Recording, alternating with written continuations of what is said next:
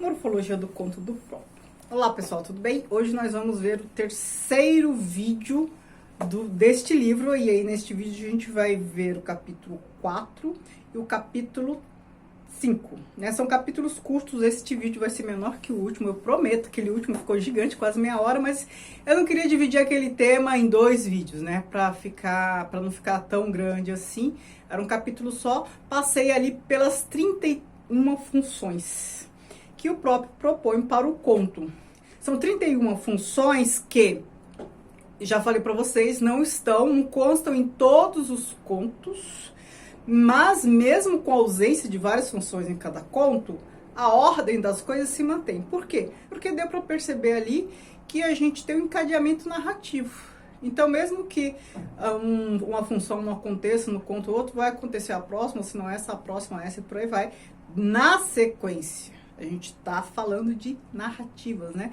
O desenvolvimento da história. Então, tem que ter encadeamento. Agora, o que ele fala no capítulo 4? As assimilações, a dupla significação morfológica de uma mesma função. Aí ele fala assim, ó. Se deve definir as funções sem ter em conta a identidade daquele que as realiza. Então, assim, ele está estruturando pela função em si, não um personagem, né? A gente já falou sobre isso em outro vídeo. É sim o que acontece e não quem faz acontecer e nem como acontece, sim, o que. Toda a morfologia dele se estrutura nisso, nas ações, nas funções. E ele fala assim, funções diferentes podem ser executadas de forma absolutamente idêntica. Vamos entender isso. Então, a gente está falando de duas funções que são diferentes, mas que podem ser executadas da mesma forma. E, às vezes, elas podem ser executadas ao mesmo tempo. Então, por mais que tenha ali uma cronologia, um encadeamento, em determinada história, às vezes, duas funções acontecem ao mesmo tempo. E aí ele dá um exemplo, né, de conto russo, que eu acho que não cabe aqui, mas eu posso dar um outro exemplo aqui para vocês, ó. Vamos pegar duas funções que a gente viu lá, a função 4, que é o interrogatório, né, o vilão tenta obter notícias, e a função 5, que é engano. O vilão tenta enganar a vítima para apoderar-se dela e de seus bens. Só a gente lembrar ali da Chapeuzinho Vermelho. O vilão, que é o lobo, ele faz as duas coisas ao mesmo tempo.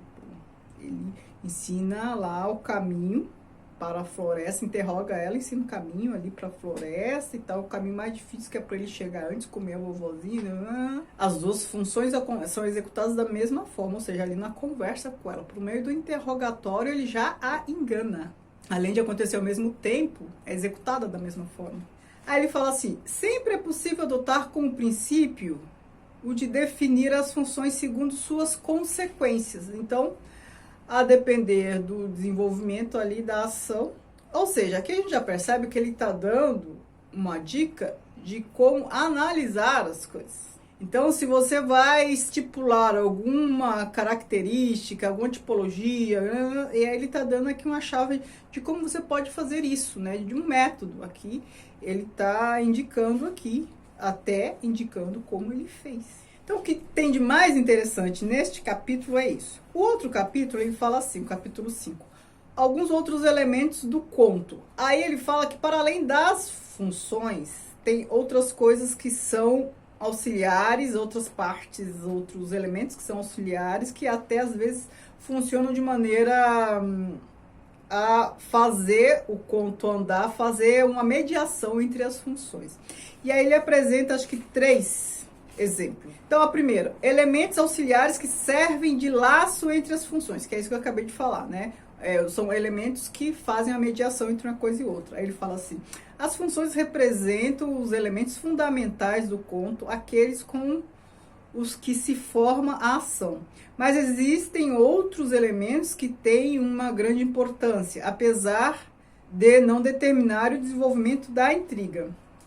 Então, assim, ele ajuda no desenvolvimento, sim, mas ele não determina o desenvolvimento. Ele ajuda no desenvolvimento no sentido de fazer a mediação, né? Fazer uma ligação entre uma coisa e outra. Fazer andar, ajudar a fazer andar. Aí ele fala que esses elementos é algo em comum. Ó. Um personagem se intera de algo por mediação de outro e este se vincula à função precedente com a que vem em continuação. Vou dar um exemplo da função 3. Ó. Recai sobre o protagonista uma proibição.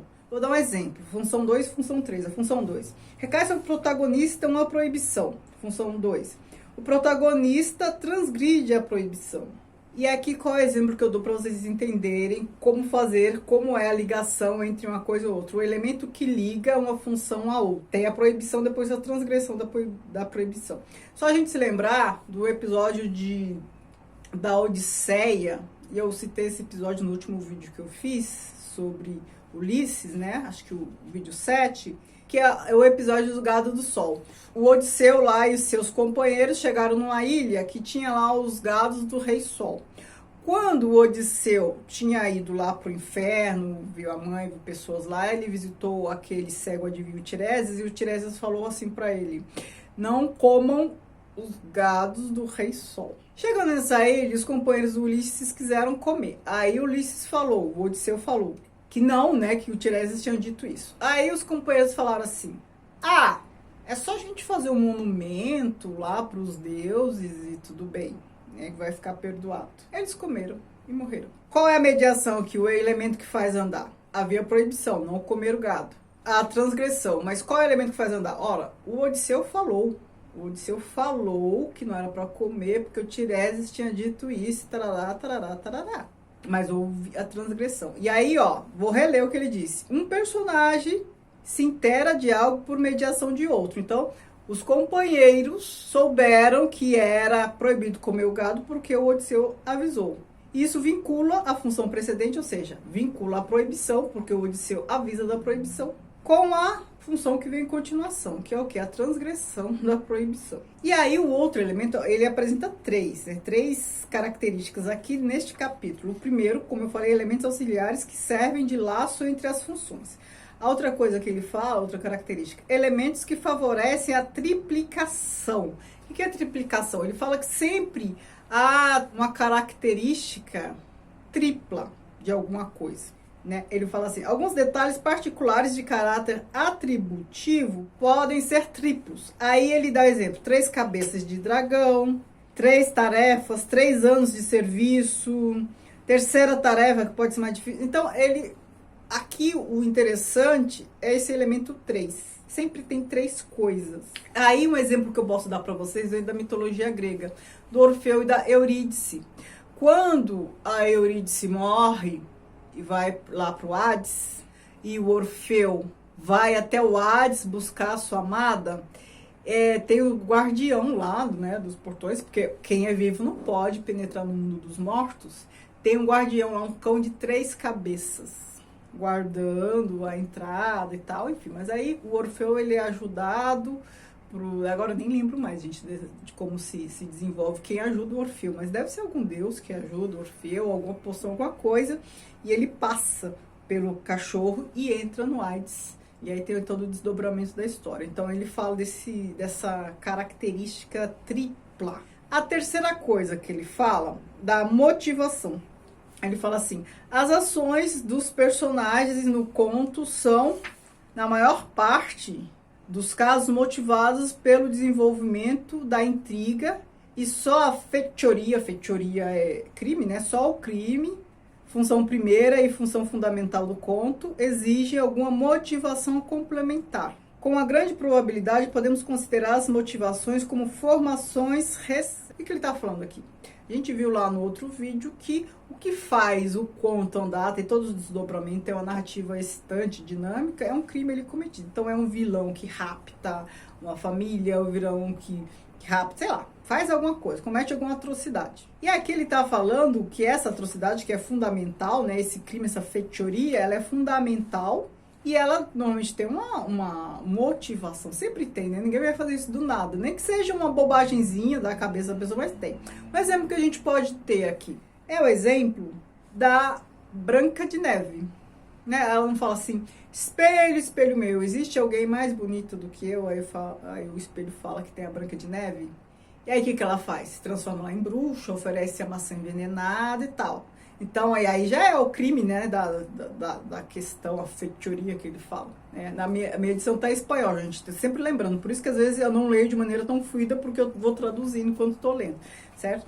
Ela oferece a maçã, a Branca de Neve e tal. Então, um crime é cometido, mas qual é a motivação? Uma competição pela beleza, né? É disso que ele tá falando. Que esses crimes, essa feitoria, elas são motivadas. É mais ou menos óbvio isso. Então este vídeo, ó, bem mais curto que o outro, né? Menos da metade do tempo.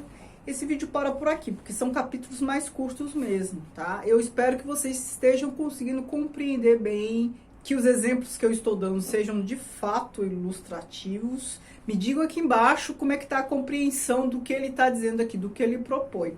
Eu acho que os próximos capítulos vão ajudar a entender mais. Eu acho que o capítulo mais pesado mesmo foi o terceiro, que é o essencial, que ele apresenta as funções, que é como o que estrutura essa morfologia em si. Todos os outros capítulos são complementares a esse terceiro, que nos ajudam a entender melhor esse terceiro. Eu já li o livro todo, só faltam aqui os textos complementares, então já posso afirmar isso. Os capítulos que vêm, eles vão ajudar a gente a entender melhor as proposições do... Comentem aqui embaixo o que vocês estão achando, o que vocês estão aprendendo, enfim. Eu vou adorar saber. Muito obrigada, beijos e tchau, tchau.